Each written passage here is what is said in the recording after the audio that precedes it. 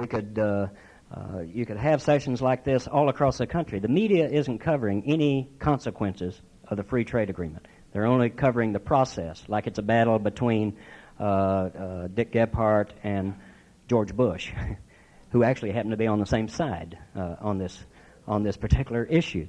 But they pose it as some inside fight, rather than even looking out across the country and getting ordinary people to raise their real concerns about this. And it's not just labor has this concern. It's not just farmers. There's lots of business has this concern about what free trade is going to mean. It's going to be a fundamental shift in the way our economy functions, yet the people are not invited to participate in this.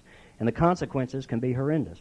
We've had this experience during the 1980s, and that was the surge in the hostile takeovers and the leveraged buyouts and the mergers, all posed, junk bonds, all that, all posed as an excellent thing. I'm going to ask them to play a little bit of a tape here. This is on the demonstration of the radio thing that will give you one way of the impact of bringing a arcane issue like free trade, or in this case, hostile takeovers, down to a human level. If I can tax your patience, maybe 5 minutes, I think it is, this thing runs.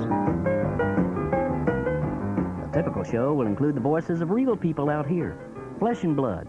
We'll tap their anger, courage, their humor and aspirations, sometimes all at once. We'll take the arcane manipulations of Washington and Wall Street and bring them down home where people have to live with the consequences. For example, junk bonds and leveraged buyouts, hostile takeovers. What is all this Wall Street gobbledygook? What does it mean to our country?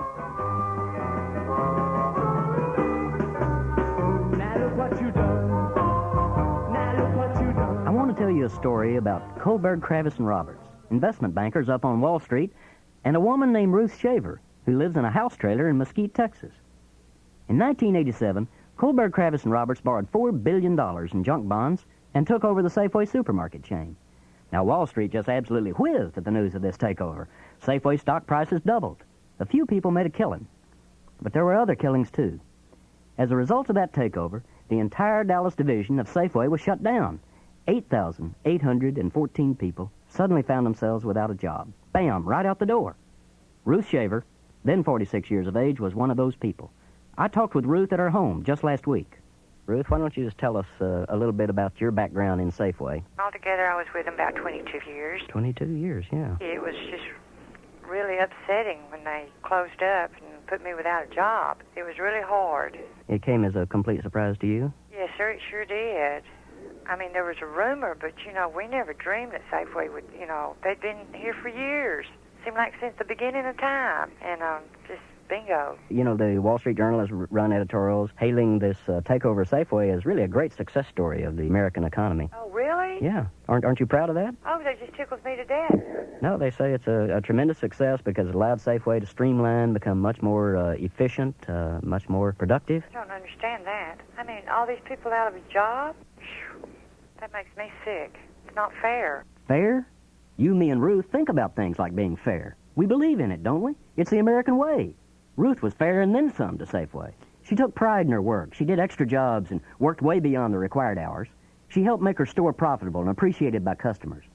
But the new Wall Street owners of Safeway didn't give a damn or a dime for her loyalty. It took me 7 months to get another job, and needless to say, I lost my car. You couldn't keep up payments on that car, is that right? Sir, I couldn't. No way. Not on unemployment, But I did keep my house, and finally, after 7 months, I got a job, which, it was a job, but it just didn't pay. What did it pay? I started out at $4.50. $4.50 an hour? Yes, sir. And what had you been making at Safeway when you got laid off? $12.09. So Ruth was dumped out of the middle class. A woman who had been making roughly $24,000 a year was now shoved down to about $9,000 a year, a poverty wage. Some people have, some people have not. Some got a little, some got a lot. Hard times in the land of plenty. Some got it all and the rest. Hard times in the land of plenty. Some got it all and the rest. They ain't got any. Of the 8,813 other people laid off in Dallas by Kohlberg, Kravis, and Roberts, 1,000 still have no jobs. Nearly all who got work took a 1/3 to 2/3 pay cut, like Ruth did. 4 committed suicide. But at the other end of the deal, now faces there are a whole lot happier. Yeah, Jerome Kohlberg, Henry Kravis, George Roberts each reported $40 million in personal income the year they took over Ruth's company. Henry Kravis has since become one of the 400 richest people in the entire U.S. of A. Yeah, he's the toast of New York society now. He parties with Donnie Trump and all the high society fun gang. He was Bush for President finance co-chair in New York in 1988, so now he's on the White House invitation list for dinners. In 1990, Kravis even became a philanthropist. He donated $10 million of his billions to the New York Metropolitan Museum of Art. That museum, in turn, named a wing of their building after Henry Kravis. He gets the money and the glory. But you know, there are bricks in Henry's wing that belong to Ruth Shaver, living in a house trailer down in Mesquite, Texas.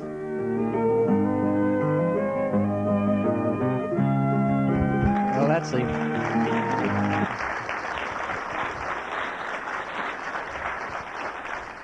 that's the kind of stories we've got to tell. Real people to take the stupor out of statistics and to get to what's happening.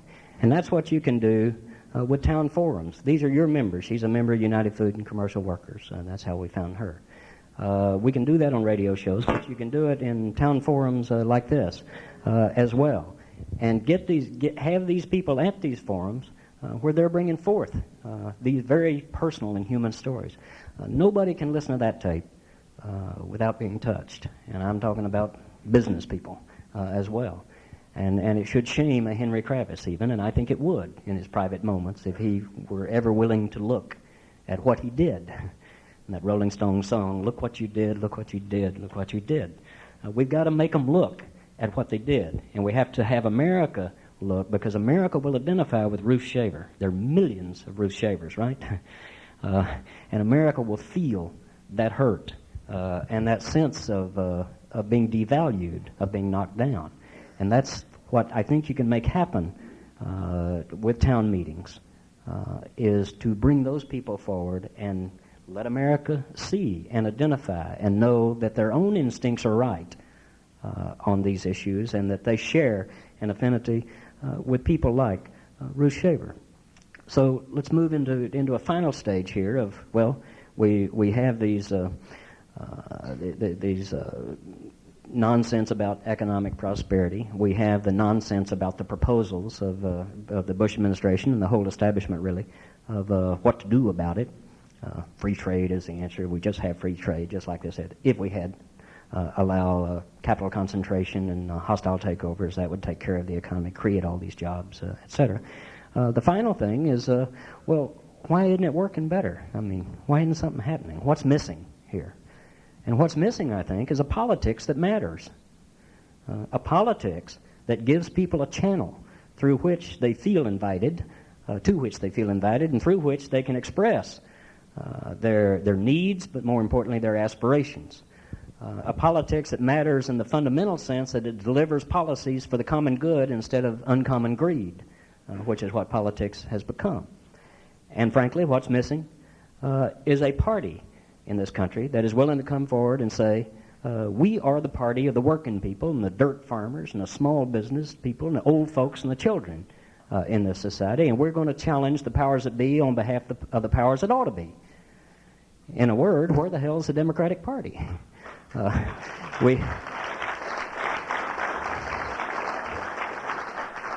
And I stand before you as a yellow dog Democrat from Texas, been the nominee 5 times and 7 times and won 5 of those down in my own state. A person who is proud of the traditions of the Democratic Party, proud of the values of the Democratic Party, but ashamed of a party leadership centered in the Congress of the United States that has shed all those Sears Roebuck suits and are dressing up in the same Gucci's and Poochies that those Republicans are strutting around in. We're looking sharp, but we're losing our edge up here in Washington. I think we got too many 5-watt bulbs sitting in 100-watt sockets up there. But it's that politics that we have to address, and that is another subject that would be a wonderful topic for a town meeting. Is where is our own member of Congress? Do you know how your member of Congress has been voting on the S&L bailout? Do you know how your own member's been voting on junk bonds and hostile takeovers that took away Ruth's job and 8,813 other workers in Dallas alone? Do you know how your own Congress has been voting on child care and family leave, parental leave, and those sort of things? Most likely you don't, because the local newspapers and TVs don't cover that. They don't bother to report to you on any systematic basis of what that bozo's doing, you know. And most people think, well, you know, God, I hate what Congress is doing, you know, but my own person up there, now, he or she's doing all right, aren't they? And usually started to learn that, well, no, you know, I mean, they're voting against it too, at least, you know, 60, 70% of the time. It's kind of like you getting bit by your pet dog, you know, that bite will heal, but you never quite feel the same about that dog.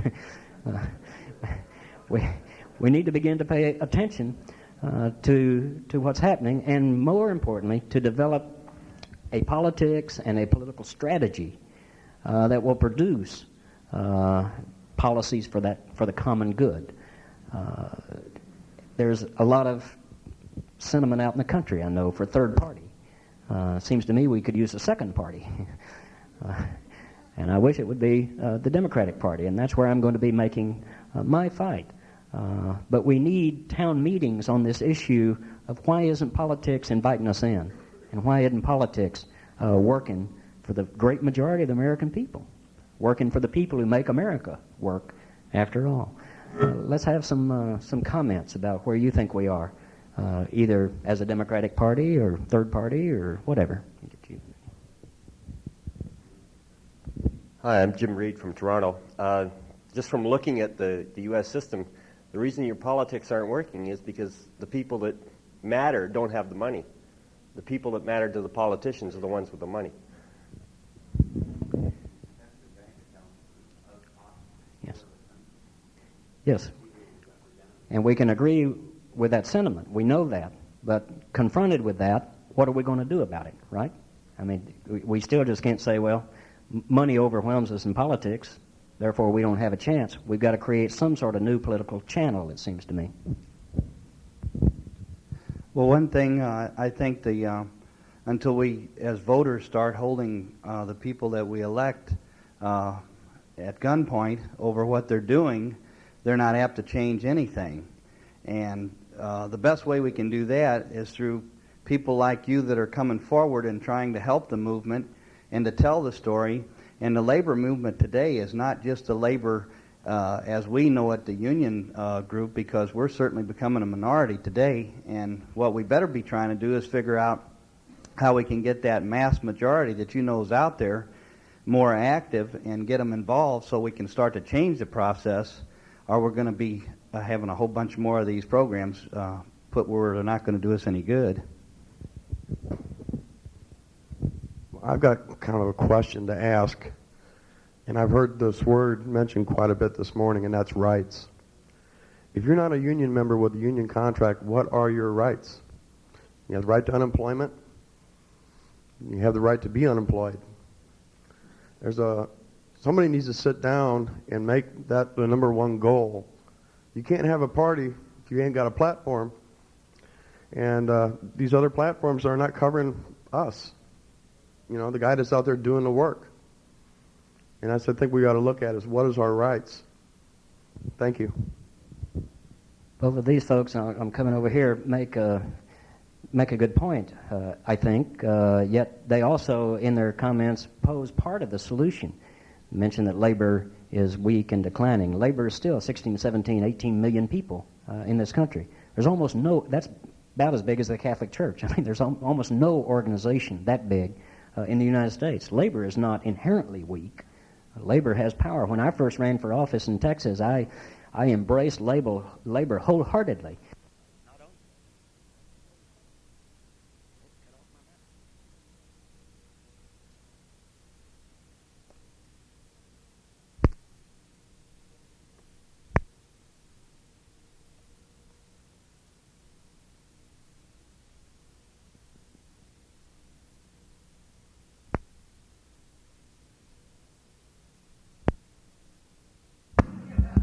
This one's working. Okay, we'll work with this.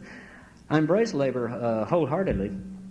In fact, I was out in Odessa, Texas, Midland, Texas, where George Bush made his fortune using daddies, of course, but nonetheless used his fortune. And I was asked by a reporter out there, well, it's been alleged that you were supported, in this case, by the steel workers of the United States, of the state of Texas. And I said, I am not endorsed by the steel workers. I am endorsed by the whole, by God, AFL-CIO.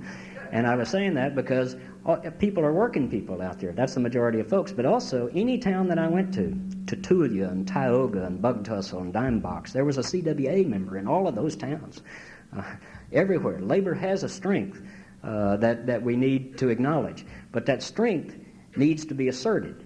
And that's what this union and a few others are beginning to do. For example, hold your own endorsees accountable, so that when they go and vote against striker replacement and they go and vote for fast-track legislation and then they come and want to speak to your convention, do what George Corpius said. No, you can't come speak to my members because you have disgraced yourself. And I'm not going to be humiliated before my membership to do that. Then you've got to take it a step further. When that local congressman comes around and says, well, now we're ready to get organized for the campaign here, and we need you fellows to put those signs out for us, and y'all get the phone banks organized, and of course we'll be needing a PAC contribution. You can say, well, not this round. You know, you go on about your business. We're not going to support your opponent, maybe, but we're going to walk in this election. We're going to see whether you're going to do better next time, and we're going to see who you get to put your signs out. Why don't you go to one of those banks that you've been supporting, see if they'll put your signs out up and down the road. Begin to enforce a little bit of labor discipline, and it begins to make a difference. And that is at least how the NDP, I think, in Ontario and about to happen maybe in British Columbia, built itself. It also means a long-term strategy, doesn't it? We got to quit looking at 92, you know, and then, you know, if we fail in 92 presidential campaign, we'll be back in 1995 sitting around scratching our butts saying, well, God, I don't know who's going to run this time, you know, who are we going to be for? We got to be for people in 92, and they're good candidates like Tom Harkin and like Jerry Brown. Gene McCarthy's announced again. I mean, that ain't bad news, really. Maybe like Brother Kerry out of Nebraska. We're going to have some candidates talking these issues, but we need to use 92 as a building block for 96.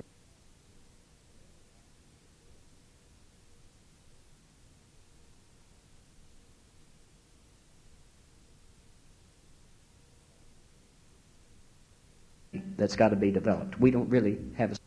You know, that's what the NDP model gives us in Canada. Having said that, let's get back to your comments on where we are. If we have a microphone that works.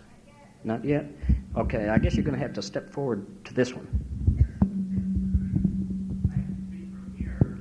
It's fine with me, but it won't be recorded.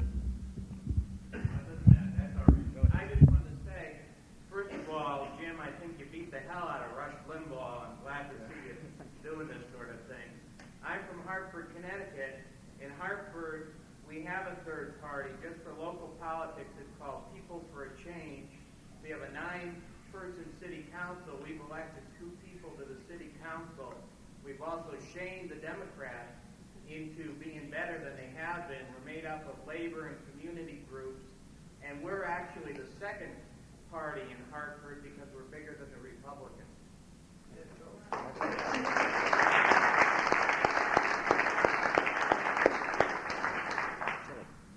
I think it's real important to look at some of the ways that we see ourselves and to try to start taking back and using the power that we have.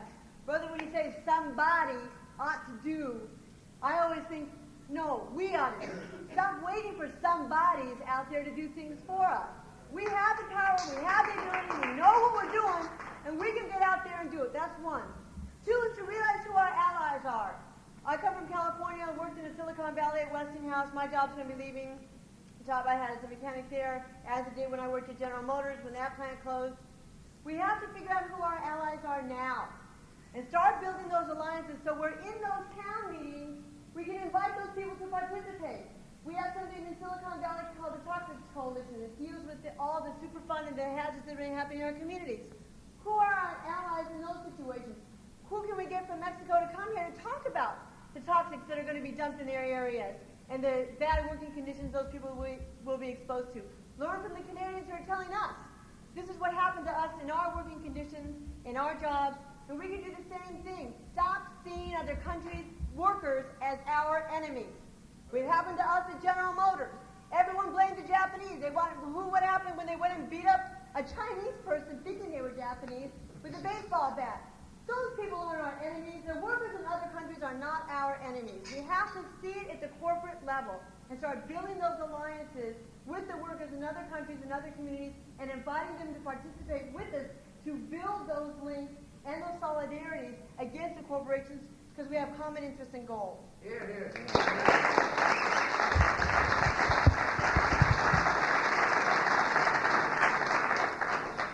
Tell us what you really think, Shelley. He doesn't even know me. Don't hold back. I think I know all I need to know right there.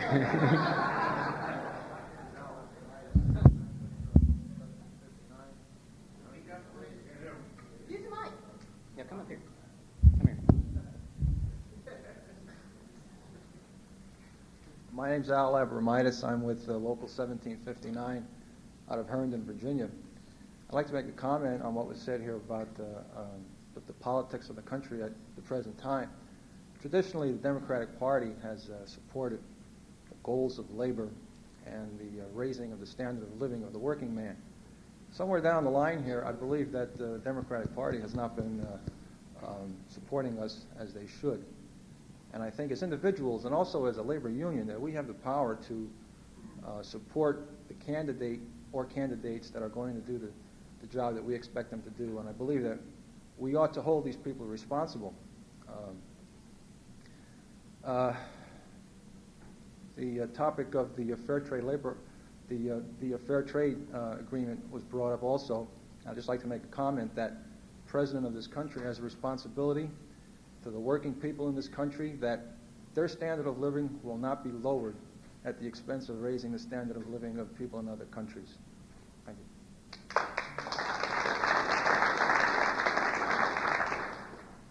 Keep coming.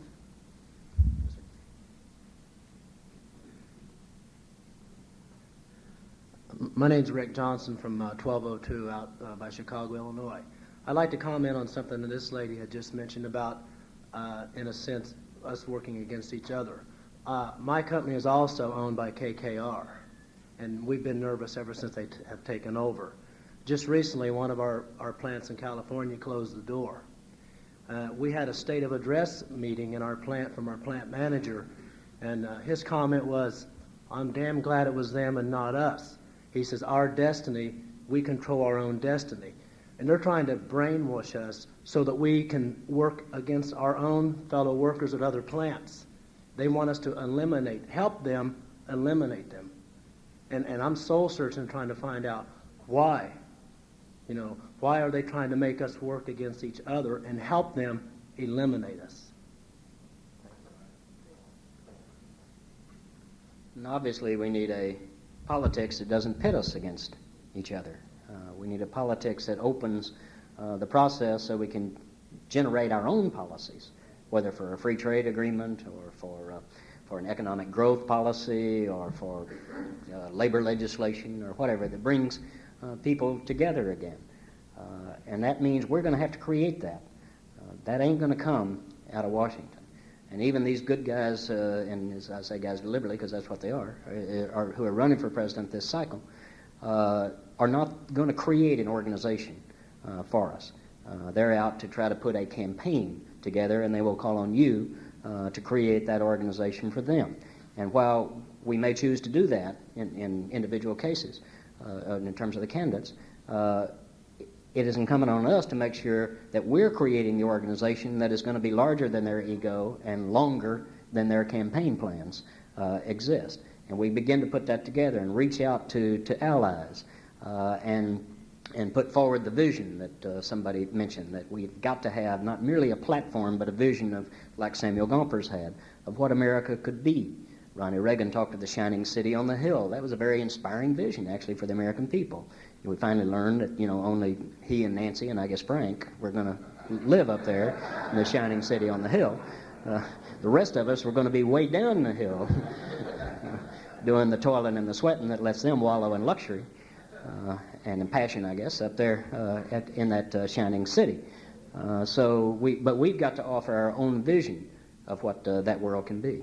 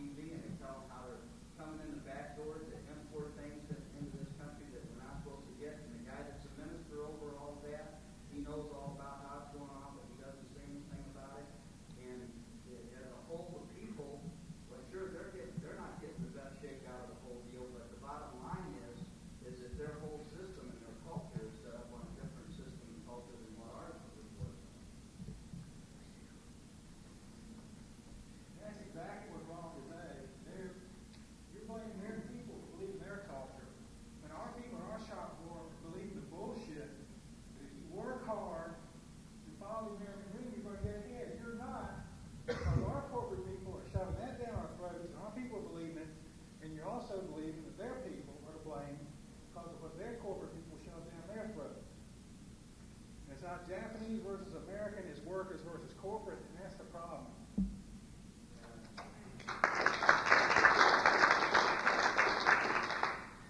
I'm Joan Schmidt from Local 1259. I'm from New Holster, Wisconsin.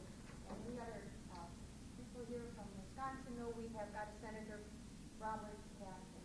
Now, I'm going to tell you, I don't know why he gets voted in all the time. I mean, he is not for the worker. He's never been for the worker. Every issue, just about, he's on the other side. He's Republican, but still, you know, and these issues keep coming up, and he keeps voting them down, whatever it's for labor, for the worker, for families, whatever it's for, he's always against it. Whatever Bush is for, Caston is for. And he gets reelected, and Bush comes down there, and he contributes to his campaign fund, and there's like how many million going into it. But I think the bottom line is the American people have got to start reading about legislature, about issues, about what's happening. They've got to educate themselves onto what is your senator doing? What are your senators doing? American people, if you go out and ask the average one, oh, I don't know, I guess he's okay, I guess, you know. They don't know what's happening, and they should get educated, and we've got to start a campaign to educate everybody. The whole family should be educated, not just mother and dad, but the children. There should be talk in homes about what legislature is doing in the family. Get the children interested, start them young. We have to start a whole movement. Here, here.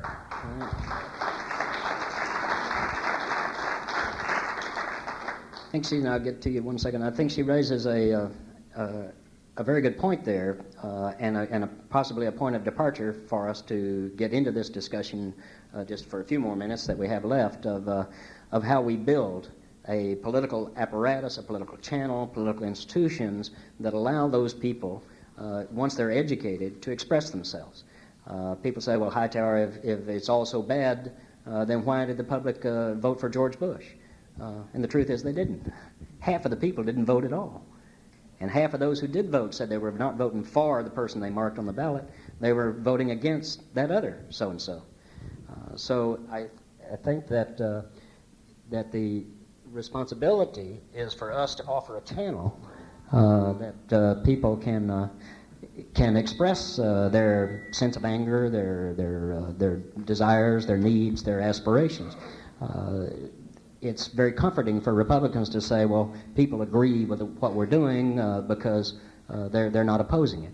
Yet here's the study by the Kettering Foundation came out just this year, in-depth analysis of why people aren't participating in politics. And overwhelmingly, it is not that they were apathetic, not they're stupid, they can't find their way to the polls, or that they don't bother to read anything, but that they see the process controlled exclusively by politicians, special interests, and the media. They believe that there's a political class that speaks a unique language and deals in the art of avoidance when it comes to issues. People are turned off from politics by the inaction that they perceive. They don't believe that the process is open to them. They can write their member of Congress, they can call their member of Congress, they can sit with their member of Congress, but that member is on their way to see somebody else and doesn't care what they think. But when people do get a chance to express themselves, as just happened in Kentucky in the mayor's race, which city was that? Where it overwhelmed money. Same thing happened in Denver, Colorado, where a heavily underfinanced candidate went door to door and overwhelmed money because people began to see, wait a minute, this is something, I hadn't been hearing this before, and I believe that my participation matters in this case. Then they participate. And that's what I think is the assumption we must begin with, is that people are smart enough, people do care about what's happening in the country, and they're looking for some sort, I think we got crazy batteries in here, they're looking for some way to assert themselves. And that's what we've got to do, is to come up with a strategy and a mechanism, and it includes the education you're talking about, things like a radio show, things like town forums, things like using the talk shows that you've been doing. It includes activism and education by your unions, which you're engaging in. It includes the formation of the coalitions that are effective across the country. It includes this gentleman's comment about, or somebody's comment about running for office themselves. You know, the United Mine Workers in 1990 put 8 of their members up for state legislative seats. They elected 5 to the state houses and 2 state senators in the process. Put their own members up. That's what matters. That's how NDP did it. They didn't go to the ruling Liberal Party, in which I can't remember the name of, in Ontario, and say, would you all carry our message? They put their own people up, and were willing for those people to lose, and then still stick with them and come back and build over a period of time. And that's what I'm saying. It's got to be a long-term strategy that we develop here. Enough of my jabbering.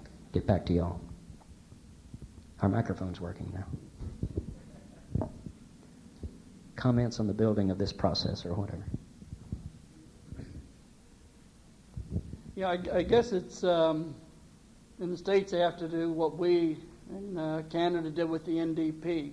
You have to get back to the grassroots, down to the people at the local level and get them involved in politics. Because until you get the people at the local level, at the very lowest level of the political spectrum involved, you've got nothing but corporate America or corporate Canada giving you the information on politicians. The New York Times isn't going to go out and write a big editorial page backing some candidate that they know isn't going to back corporate America. So what you've got to do really is get the people involved. And when the people get involved in politics long enough and stay involved, eventually they see the light, and like happened in Ontario, they put a NDP government in place.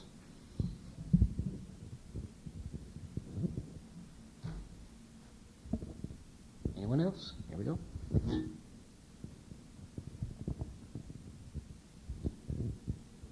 I'm Linda Barr. I come from Vancouver in British Columbia. As you all know, we have an election coming up.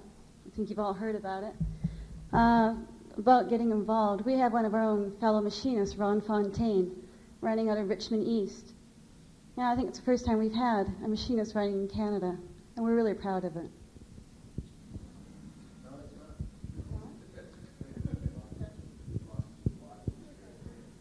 There you go. Anyone else? Well, we're at the sort of termination point of this exercise in any event. I'm very proud of the participation that you've shown here, and more than the participation, the sort of fervor and an edge of anger that is here. That is what it's going to take. It's going to take people who are PO'd, and through one of the few organized progressive entities that exists in our country, labor, to help to rally it. You may feel weak, but you are strong. And certainly for just rank and file, lower middle income people or low income people who are looking at it, they feel totally powerless. You have an organizational ability.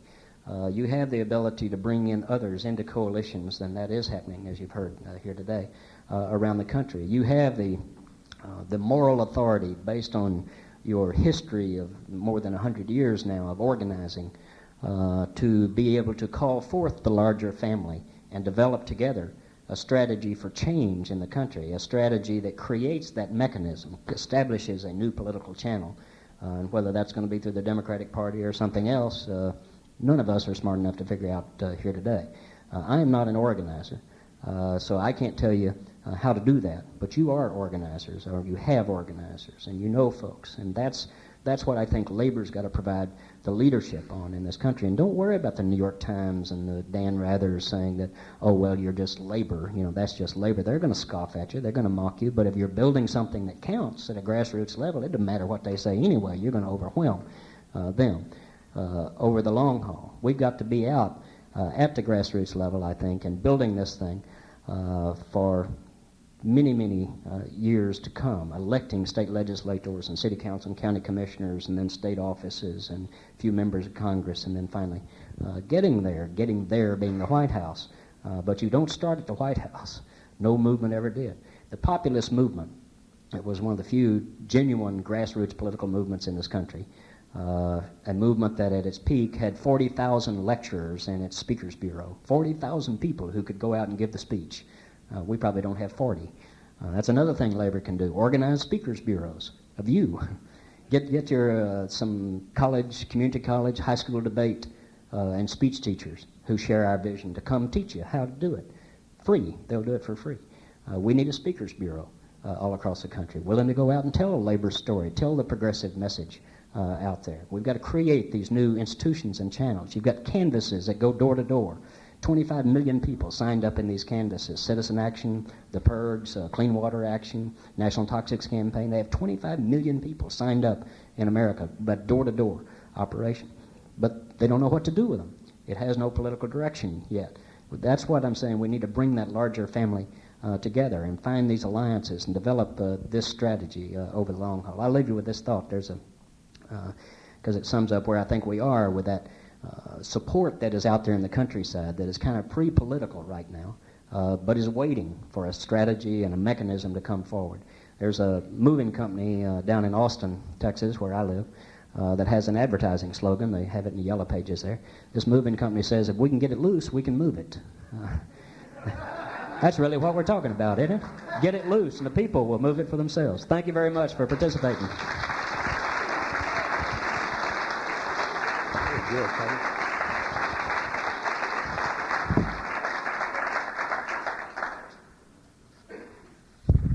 Jim, thank you very much. It's always a pleasure to have you with us, and more ways than one. You get your message out in a very unique way, a way that we all enjoy participating in. And again, I want to thank you people, the ones that participated, for the dialogue, the exchange of views, and what have you. So, and that's what this program is all about. And as we talked about, as Jim talked about the radio program, when he came before the various labor groups around over the country to talk about this program, it took George Kirpus about 5 minutes to say that we're going to do our part to see that this message is put out in this country, and that's what it's all about. So with that, I guess we're recessed until 1:30 when you will go to your workshops. Unless, Bob, do you have anything more you want to add? I think. Okay. See you then. Thank you again. Thank you so much.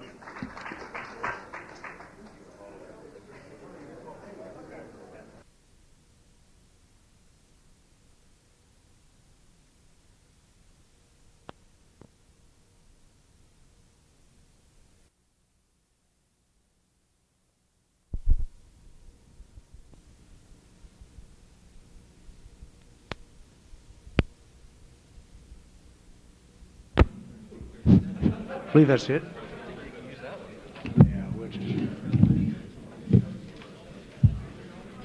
Jerry, can we get them all in, please?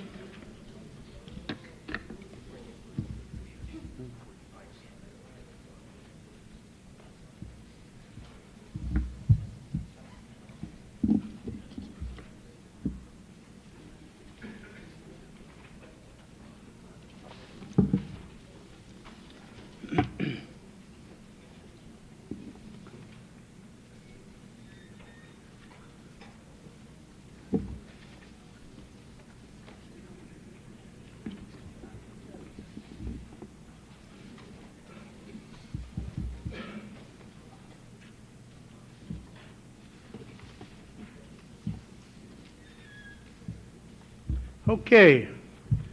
Brothers and sisters, we're very honored to have with us today an old, no, he's not really that old, but he's a longtime friend of the IAM. He has distinguished himself as a politician and a public servant for many years. Most recently, he served as a Commissioner of Agriculture for the state of Texas. But he has roots both past and future in the communications business. He is the past editor of the Texas Observer magazine and is currently working on the final arrangements for a nationally syndicated radio talk show beginning in early 1992. And that is how we have asked him to participate in this conference today. He's going to do a radio talk show, which will be taped for possible use in one of his shows next year, or however he or we can put it to the best use. His program today will include many of you, and hopefully will show you the importance of using the talk show format as a way to attract public attention to the pressing issues of the day for workers in your union and communities. Brothers and sisters, please welcome the Paul Harvey of the Prairie, our good friend in great state of Texas, Jim Hightower.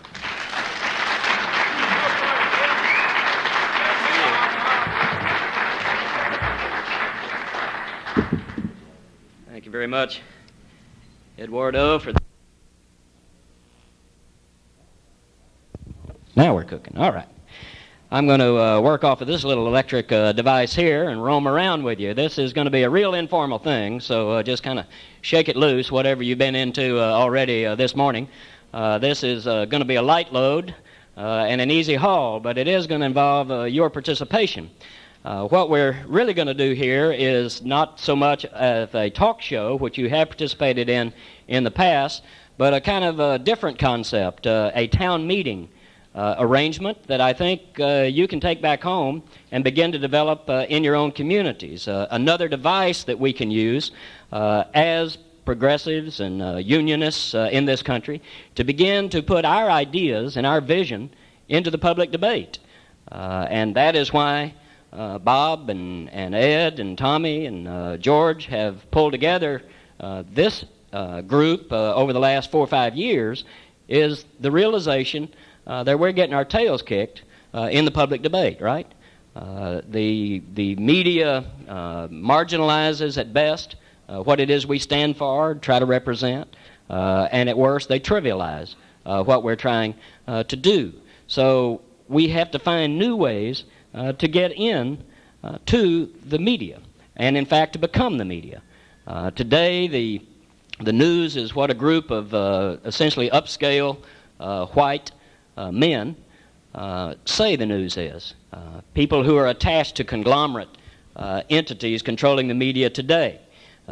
Nowhere more obvious than in this electric newspaper, the New York Times, which very boldly states up in its corner, all the news that's fit to print.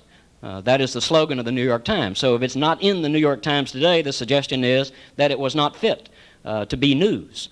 There are those who say that in fact it's all the news that fits is what gets in to the New York Times and doesn't fit within the confines of the newsprint here, but fits within the mentality of the people who are offering that. You see it in the coverage that we get in this country of labor, for example. You'll get a little bit of Labor Day coverage on Labor Day, right, in which they generally do an article saying the decline of labor is failing, the demise of the working force in this country. Or you'll get it when there's a crisis, most recently with the North Carolina chicken processing plant down there. That was big news for 3 or 4 days, but you won't find a single story in the New York Times this morning about any kind of worker safety problems out there. Presumably nothing happened yesterday, right? There wasn't a worker killed anywhere in America. Wasn't anybody harmed anywhere in America. Everybody wearing their goggles and their hard hats, I guess. No problem out there yesterday. It's only news when it's a disaster that happens. It's not a coverage of news over a period of time saying we have a major problem of worker safety in this country happening every day. There are all these arguments. You find them in the state legislatures, and now George Herbert Walker Bush, his own self, is even saying we've got to reform the worker compensation program in this country because it's squeezing business to death. They can't afford those premiums. And it never occurs to them that the way to solve the worker compensation problem is to clean up the workplace so that there are not worker injuries and therefore there are not appeals made to the worker compensation program. You see it when there's a labor scandal. You see some coverage. But the truth is, there's only, a handful of newspapers in this country that even have a labor reporter. The Los Angeles Times still does. One of the Chicago papers does, I think. New York Times does not. And L.A. Times has changed its to a workplace style section, rather than an actual labor working person kind of coverage. We've got to stop waiting on the media and become the media is my basic message to you here today. And there's a number of ways to do that. I'm doing one, as Ed suggested there, going to develop a nationally syndicated radio show. It's going to be a brief thing every day on commercial radio stations, somewhere between 1.5 minutes and 5 minutes, as Ed suggests, kind of Paul Harvey of the Prairie, be out there every single day pounding these issues. Also developing a national public radio version of this that they've come to me and requested, a 30-minute segment on that. We'll maybe hear a little piece of a demonstration tape that I've done as an illustration of how I intend to tell these stories and maybe an illustration of what you can use too. But other ways are the use of the talk shows, which you've discussed over the last couple of years, but a new device maybe that I want us to consider using, and we're going to practice here today, and that is a town meeting concept that is covered by the media, where you actually control what is being said. You've seen Phil Donahue do this, and Tom Brokaw and Bill Moyers do these kind of formats, and rooms with people situated as we are here, or situated in squares or in circles, where you get into a topic and really explore it with a community, so that the old shibboleths and the old assumptions get questioned. And that's really what our purpose is not just to convey information to people, but instead to cause America to think differently and to identify with us in the labor movement, or us as progressives, as human beings, recognizing we live in that community. And our values and our vision and our viewpoint essentially reflect what everyone else is feeling. Because after all, whether you're in a labor movement or not, you're sitting around the kitchen table in the morning worrying about how you're going to stretch that money at the end of the month to cover the bills these days.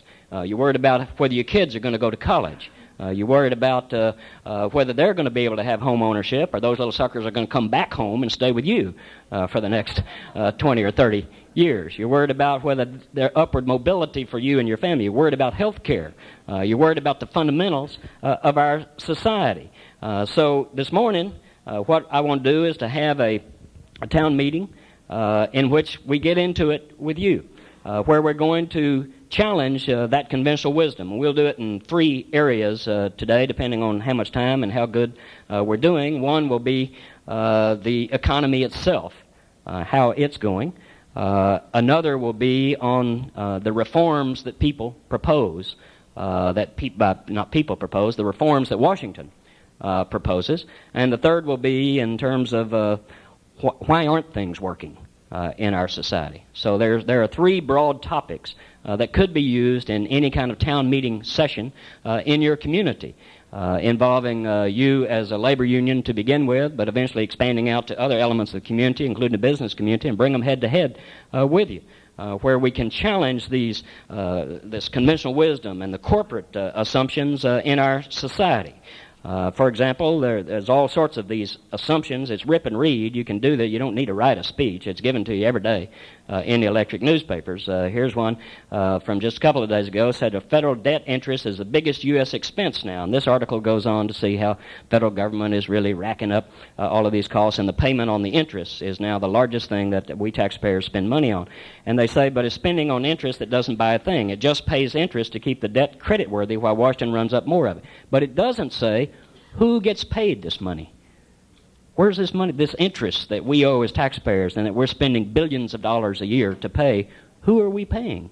Well, it turns out to be the bondholders up on Wall Street. It turns out to be the very rich people who caused the collapse of our economy in the 1980s that are the ones we're paying these billions of dollars to. That's a rather fundamental question that we ought to be addressing in our news in this country. In other words, there are people getting rich off the debt that they caused in the first place, and you and I are now being asked to pay.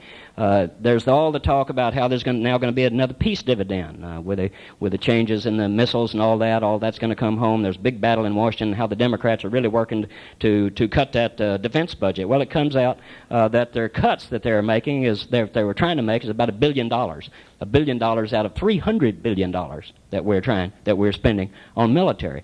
This is not a humongous fight that is being made up there. It's very, very timid. There's the old canard that American labor has all these benefits, and workers have gotten soft because of all the benefits in the country. And the world looks to American labor as an example of the great benefits that can be achieved. Well, the truth is, of course, we don't match up with the world at all.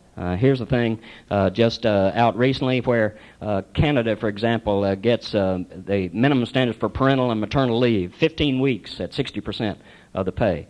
Finland gets 35 weeks at 100% of the pay. France, 16 weeks at 90% of the pay. What is the bill in Congress trying to get? 2 weeks? 6 weeks? Something along that line? Italy gets 22 weeks at 80% of pay. Sweden, 38 weeks at 90% of pay. Right down the line. We're the only country, only industrialized nation in the world that is attempting to compete in the world market on the basis of how cheaply we can make you work and on the basis of how little we can give you in the way of benefits. In all the industrialized countries around the world, you don't get 2 weeks vacation. You start with 5 weeks vacation. In all the industrialized country of the world, you don't get unemployment compensation for 26 weeks. You get it for a year or 2 years, and usually at 100% of what you were paying, because it is the responsibility of the economy to provide the jobs, and if the economy fails to provide those jobs, then the burden is not going to be put on the people who have to pay the price for that. So we've got to challenge this kind of conventional wisdom that is out there. One of them is happening to us right now. They continue to talk of economic prosperity. An amazing statement to me. George Bush went all across the country in 1988 when he was running for president saying, "A boom, we've got a boom." He was squealing, in that voice of his. But most people are saying, "A boom for whom?" Aren't they? There's farmers, small business people, old folks, middle-income families, certainly the workers of the country, 80% of us. We're saying, we're checking our paycheck, we're checking our bank account, and we're finding a whole lot more outgo than there is income at the end of the month. But then they, like they say out in West Texas, that boom is kind of like so much distant thunder, right? Kind of rumbling off across the horizon there. You've heard that. You can hear the rumble of the thunder. You can see the occasional flashes of lightning, the Frank Lorenzos and Donnie Trumps and people like that. But out in West Texas, they say thunder ain't rain, and there's no rain on the crops of the working people and of the dirt farmers and the small business people and the old folks and middle-income people in our society today. And then they say, well, you're not paying attention, Hightower. Look at what happened to the Dow Jones average. It went above 3,000 this year for the first time in history. 3,000 what? What does that mean to you? I know ex-hippies in South Austin been above 3,000 for years. They don't know where they are either. 3,000 what? The Dow Jones average. Seems to me we need a Doug Jones average. How's Doug doing? What's the price of Spam this month over last month? How many more toxics in the air of our neighborhood than there was last year? How many wage reductions and layoffs have we experienced in our country? How many utility increases have we had? I'm going to do one of these Doug Jones averages on this radio show. I'm working with Jeff Foe and Ray Marshall out of the Economic Policy Institute, and we're developing our own set of indicators. So when the Dow Jones average comes out, we're going to have the Doug Jones average come out there. We're going to challenge the conventional wisdom that there's prosperity, that anything is happening for the working people in our society. They come out with these measures, unemployment statistics. It ticks down, it ticks up, and the American people say, well, I don't know, or is it doing good or not? But those statistics are about as hokey as you can possibly find. Statistics are society's way of averting its eyes from human disaster, citing numbers that don't confront what is actually happening in people's lives. They come forward with insanity like this. This is an article in the New York Times, so it must be true, it fit, saying, again, this is about 2 weeks ago, economists say recession ended in the spring. That's good news, isn't it? It's over. So all those folks who are laid off, offer them this, fax this over to them, and boost their spirits. Will Rogers said that an economist's guess is likely to be as good as anybody else's. Even more blunt was John Kenneth Galbraith, who said if we laid all the economists end to end, it would be a good thing. And I think he was right when he was saying that. Well, we've got to look at real indicators. What about health care? What about housing in the country? 67% of the American people now cannot afford to buy a house. What about automobile purchases? They wonder why automobile purchases are down. You've seen those articles say there's the consumer confidence index is low. Consumers have lost confidence in the economy. Consumers haven't lost confidence. They don't have any money. We spent 2 decades knocking people's wages down, stealing farms from farmers, and then wondering why it is they're not out buying automobiles. Well, one reason they're not buying automobiles is because in 1980, the typical automobile was costing about a third of a person's, no, less than that, about 20% of a person's income. Now it's costing more than half of a person's income. The average price in automobiles now $15,000, $16,000 out there, not counting the interest that you've got to pay on the note that you take for that thing. What about the college education? And I don't say that just in terms of strict price of being able to go to college, but that is a symbol of a family's aspirations for its children. And that seems to me what really is happening to us in the economy is not so much just that people are being knocked down, but that we are stifling the aspirations of the typical American. And that is what is strongest about America. That is what has built America and makes it so powerful in the world. It's not our military might or our conglomerates or our financial whizzing that goes on, but rather the individual themselves who want to build something for them, for their families, for their community, but also something larger in this country. They want to build this country. And we've been shutting down on that, capping that, stifling people's aspirations. And that's a very powerful negative force in our society. So when they say to you, well, Wall Street's whizzing, then I think you can say back to them, sure, it's whizzing. It's whizzing on you and me, right? I mean, honk if you agree with that. There's a few doing well, but most folks are being knocked down. So how can we have prosperity, which is symbolized, you probably read it in the electric paper this morning. Forbes has just come out with its new list of the wealthiest people in our nation. We now learn, and this is such good news for the economy, that we now have 71 billionaires in our society. No longer very important to be a millionaire. That almost doesn't count anymore. We now have 71 billionaires in our society, up from 13 10 years ago. That's a sign of prosperity. But is there prosperity? You think about it, and let's talk about it right now. What's happening in your community? What's happening in your lives? Not just in your union, but in the folks that you experience. What do you think about these statistics that are offered here? We're in a town meeting in which we want to hear from real people who are living out there, who are under this umbrella of statistics that is comforting the establishment of our nation, and particularly comforting Washington, unfortunately, both Democrats and Republicans, who don't feel a compulsion to do anything about the economy because these statistics say it ain't so bad. How bad is it? Does anybody here want to offer an insight into what's happening in your community or what's going on with these statistics? Are things good in Houston, Texas? Are things working? I'll bring this to you. We're going to actually pass the microphone around here.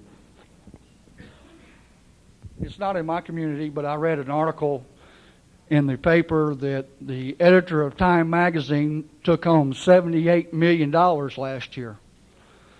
And he said on a TV interview that he was going to have to lay off about 500 people because the company wasn't making enough money. Now, he made $78 million, just the editor. Bob, you need another job, don't you? Well, they get to thinking that they're the top dog, and the rest of us are a bunch of fire hydrants out here, I think. Seems to be their attitude. What else is cooking around America in your communities? Here we go. This is trouble, I can tell.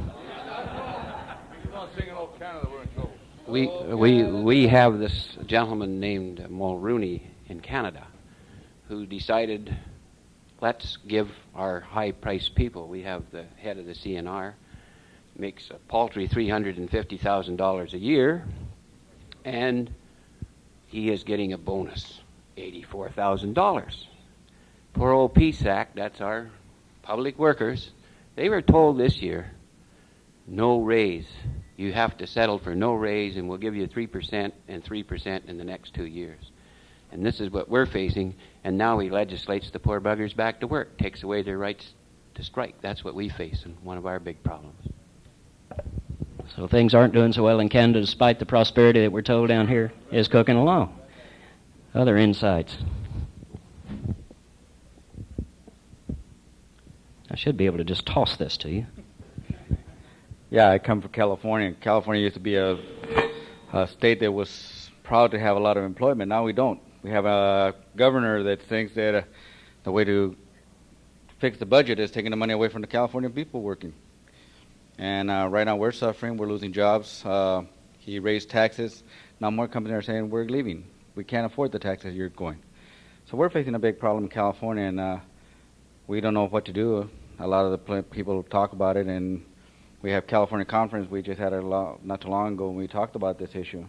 And more companies are going to leave California, and the government says we're doing better. We're going to make a trade with Mexico, and guess what's going to happen for a lot of the Californians, especially your brothers from San Diego?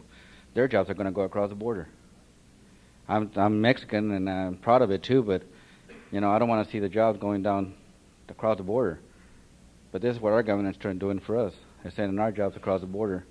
and it's a shame. We're losing people, and we're losing jobs, and we're losing money. All right. Is there prosperity? My name is Bob Hermiter. I'm with McDonnell Douglas, District 837, St. Louis, Missouri. And we're seeing a problem in our workforce. We've got quite a few members laid off. You probably read it in the paper. Now the company I work for is talking about building commercial airliners for resale worldwide in China, People's Republic of China. This is a defense industry, but we also have commercial. And with all these people laid off, I think it's time that we start to get back to America. Other comments on the statistics or on the prosperity that we seem to have in America? Yeah. So much prosperity. I belong to a community that is supposed to be one of the most affluent communities in North America, which is Markham, Ontario. They boast that it's the highest paid per capita from here to Vancouver and the West Coast. Now, I myself just got appointed to the United Way Board of Directors in York Region, and I was really surprised to learn that the affluent society that we live in Markham, Ontario, which everybody brags about, Canada's blue chip place. Well, Jesus, we got so many food banks in Markham, Ontario, that we never think that there's alcoholics, there's drug users, there's homeless people there. When a pregnant woman falls off a bus and people step over her, and really couldn't give a shit. But the thing is, the corporations in North America, you ask us why we come down to the States, because everything your legislation does directly affects us. And when more power is given to corporations, then it decreases our Medicare system, and that's the end result that we're scared of. We're afraid that we're going to lose our Medicare system because of some of the legislation that's enacted by your Congress and Mr. Bush. I love this country, but sometimes you really give us a shit kicking up there, Thank you. Yes, sir. Pass that back. In Chicago, there's lots of jobs. There's lots of places to go to work because they're building lots of these strip malls now. We've got more Domino pizzas and video stores than you can shake a stick at. And that's very helpful at $5 an hour to the people who worked at Wisconsin Steel, making substantially more than that. Rheem Manufacturing, it's now in Mexico. U.S. Steel, Gary Works, where wages were much higher than that. And so there's lots of jobs if you don't mind making a third of what you used to make in your industrialized, unionized job. Any place you want to rent a video nowadays, we got somebody looking to hire you if that's how you want to make a living. Well, you can see already the kind of the things that are coming out, that jobs without pay. The prosperity basically not existing anywhere in the country, prosperity being concentrated at the top. It doesn't take much of an opening, even in your own community, to get people to begin to come forward.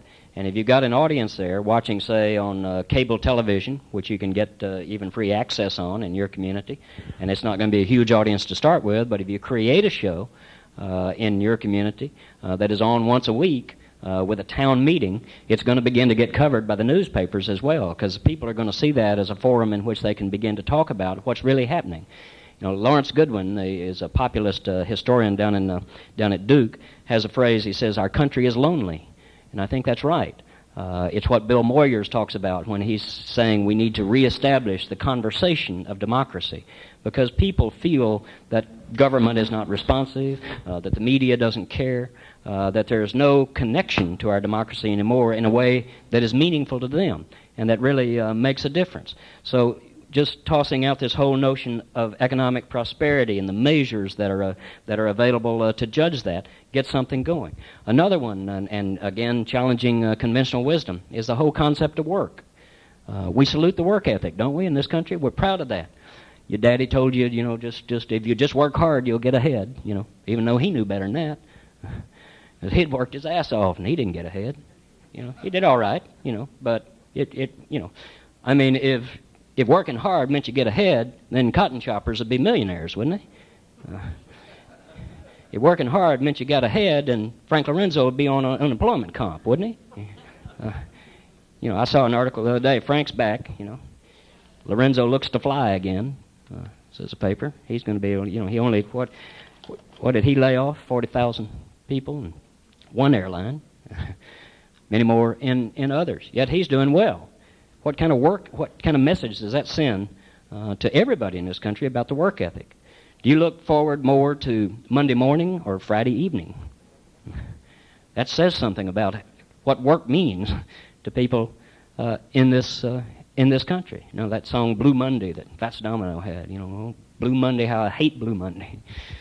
Tuesday's a hard working day, but on Friday I get my pay, and then he gets exhilarated. Saturday morning. Saturday morning. That says something about the work and about the work ethic. The truth is, we knock down workers in our society. We harm workers in our society. We disrespect workers in our society. And that really is what it's all about, isn't it? Sure, we want wage increases and we want benefits and we want certain things.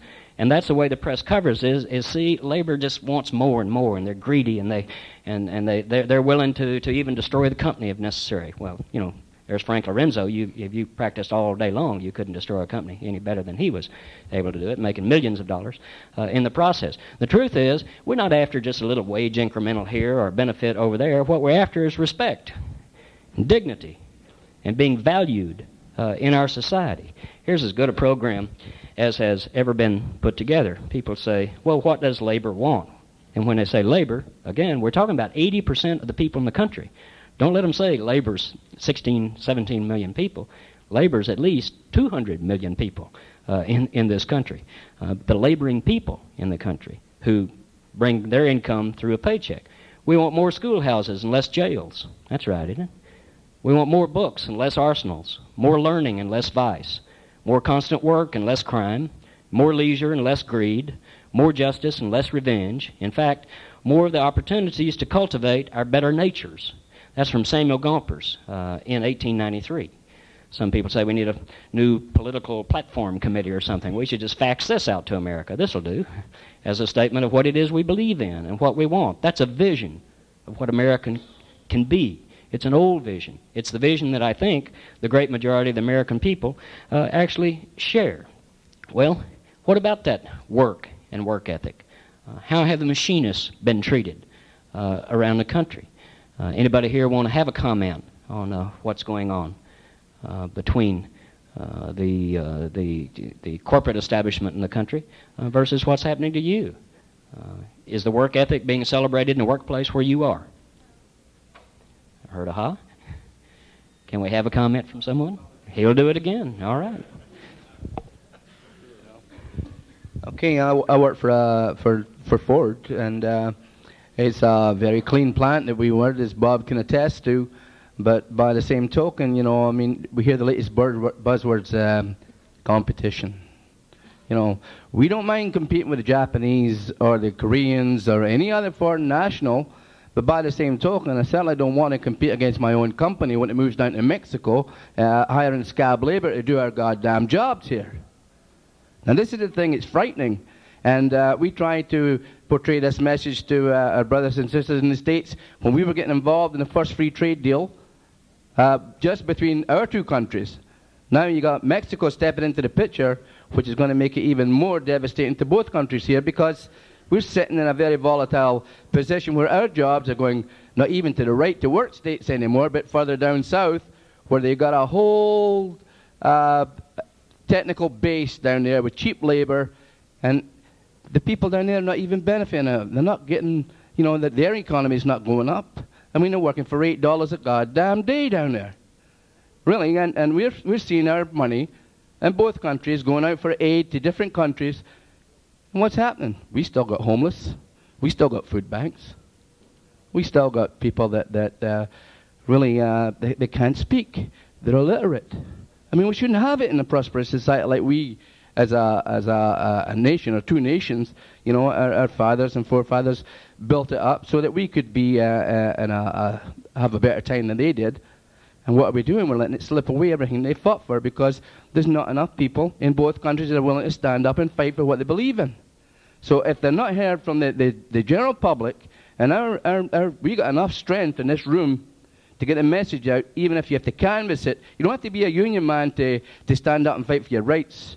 We're fortunate we are in this union, but you don't have to be a union man to speak up for your rights and get what the hell you're after. Thank you. John Cougar Mellencamp has a song in which he said, you got to stand for something or you're going to fall for anything. That's what you're saying, right? And that's the truth. That gets us, the brother from Ontario gets us into another area that we can question the assumptions on, and that's the reforms that they offer. What the conventional wisdom of how we're going to move our economy forward. And it's always things like tax abatements for corporations so we can create jobs. And the OCAW has been doing a study down in Louisiana that's going to be real interesting when it comes out. I've seen some advanced stuff on that, showing that the millions of dollars paid to any particular corporation that they gain through not having to pay taxes in order to build a plant there far exceed the payroll of the jobs that they create. So and then they're allowed to pollute. So taxpayers are subsidizing this company to come in to pollute and then to pay people a cheap wage. So I want you to be thinking about these reform areas as I go over them here a little bit. One is the banking reform that we have now. You know, the banks or the big central banks are up in Washington, D.C. saying, well, number one, we're in trouble, so we need $30 billion from the taxpayer to start with. You know, we go up and say we need health care, we need toxic cleanup, we need to take care of measles epidemic that's breaking out all across the country. We need a little this and a little that. Say, can't do that. We don't have any money. See, we agreed to this budget reconciliation thing back last fall. We can't pay for that. Where are you going to get the money? But then they turn around and here's $30 billion for the bankers. You know, the Bush administration proposes, hey, we need $30 billion for the bankers. Well, now wait a minute. I thought we didn't have any money. Oh, well, this is going to be off budget. And that means they write it down on an entirely separate piece of paper. But it still means it's on your budget because you're going to pay for it as a taxpayer, off budget. So the bankers then they say, not only do we need $30 billion, but we need reform. We need to be able to deregulate banking like we deregulate the S&Ls. You know, that was such a good model. Let's do that again. We'll let these bankers go out and get into the insurance business. We'll let them go out and get into the securities business, even into real estate they've been asking for. Well, friends, if you can't make money banking, where people come and give you money, then how in the world are you going to make money if you've got to sell an insurance policy or build a building somewhere? But they're talking about this is the reform that is necessary. The banking legislation is in all the newspapers and on the Dan Rather show and all those people as today the banking reform legislation advanced. It's not reform, it's deform, because it's going to centralize banking in fewer hands. We need to be talking about that, questioning that assumption.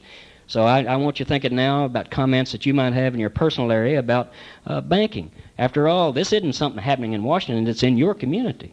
It means that Chase Manhattan Bank, it means that North Carolina National Bank, NCNB, which is now the biggest bank in my state of Texas, they call it no cash for nobody down there.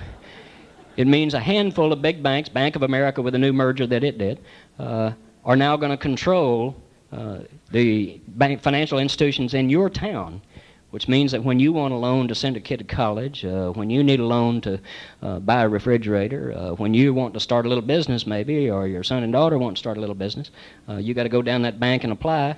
Well, then they're not all that interested in you. What does that mean to you to have these out-of-state conglomerates now control your banking? But that's posed under the rubric of reform.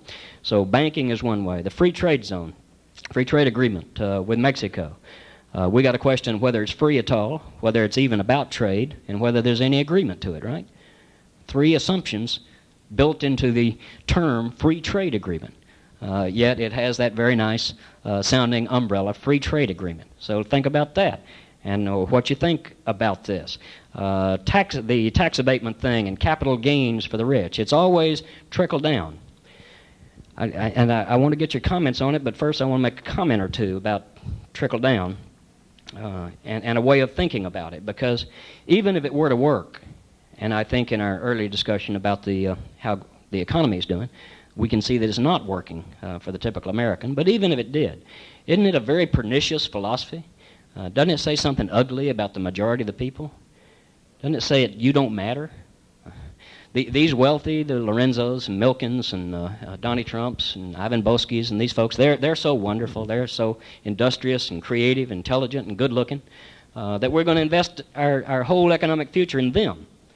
And then if you're good, if you go to work on time, if you work real hard, if you go home at night and watch TV, then you go out and buy something, if you hold your bowl out, a little dab's going to trickle down into you. But it says that you don't really matter. It says to the dirt farmers in our country that we can bust the price on your farm commodities. It says that we can put a burden on your back, a credit burden that you can't pay, and then we can cut off that credit and we can steal your farm because you don't matter. It says to working folks like you that we can knock down your wages and move your jobs abroad and bust your unions and steal your pride because you don't matter. And it says to the middle-income families that we can make you downwardly mobile, require you to have 2 jobs in your family to earn what one used to be able to bring home. We can then prize college education, good health care, housing beyond your reach, and steal your future because you don't matter. And that's what's going on. They're stealing from us with this kind of rhetoric that they're putting out. Rhetoric about bank reform, rhetoric about free trade agreements, rhetoric about tax abatements for corporations. So we have to find a new way to express that and talk about it. Let's start with the free trade agreement. How many here think there's anything free about the free trade agreement? They say there's no free lunch. Is there free trade? What is it going to mean to machinists around the country? Again, Dick Foster from Toronto, Canada. And I can tell you the cost of free trade between the U.S. and Canada. In the Ontario Metro Toronto, what we referred to as the Golden Horseshoe, 377,000 union good-paying jobs left. They went to Tennessee, Alabama, Georgia, Mexico. And unlike the recession that hit us in the early 80s, the jobs that left then came back. The jobs that have left now will never come back. And if the U.S. signs a free trade agreement with Mexico, the jobs in the free trade right-to-work states, or as we say, the right to work for less, will go to Mexico and they'll never come back. They tell you how well free trade works in Europe. It took them 30 years to negotiate the free trade or the economic community that they have over there. Not 10 months, as I think it was with Canada, and it seems like with the fast track, they're looking at a year or 2 years to do it with Mexico. So free trade with any country where it doesn't require the uplifting of the people in that company or country so that you're on an economically level playing field, wages, benefits, health care, environment, worker safety, all of those things. If they don't stay equal and don't come out level, then there's no free trade. It all goes one way, and that's downhill.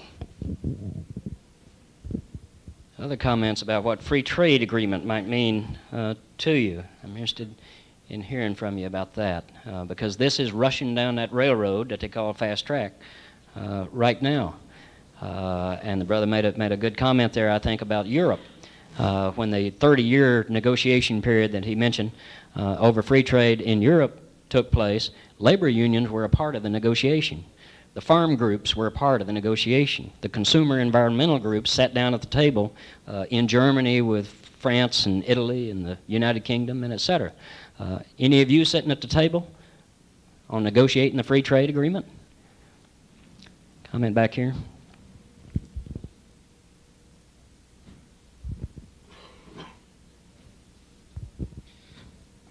Free trade is very important for me because a couple of years back I worked for another big organization, U.S. Steel Corporation of America.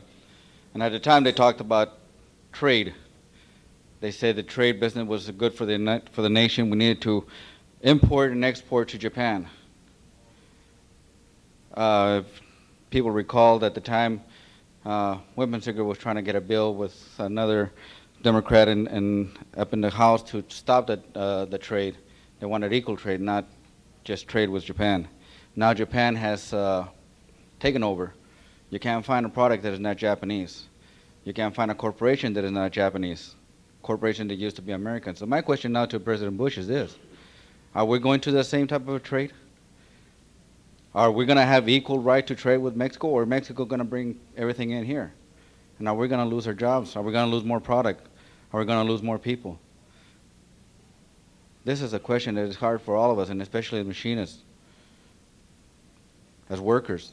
Where is our jobs going? Am I going to have to lose another job because of imports? Are you going to lose another job because of imports?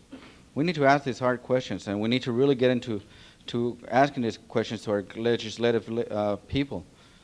Where are our jobs going to be once this fast track goes by? Are our jobs really guaranteed, or are they just saying, don't worry, and then when it comes, we didn't say that? This is usually the message, don't worry, but when it comes, they say, well, too bad.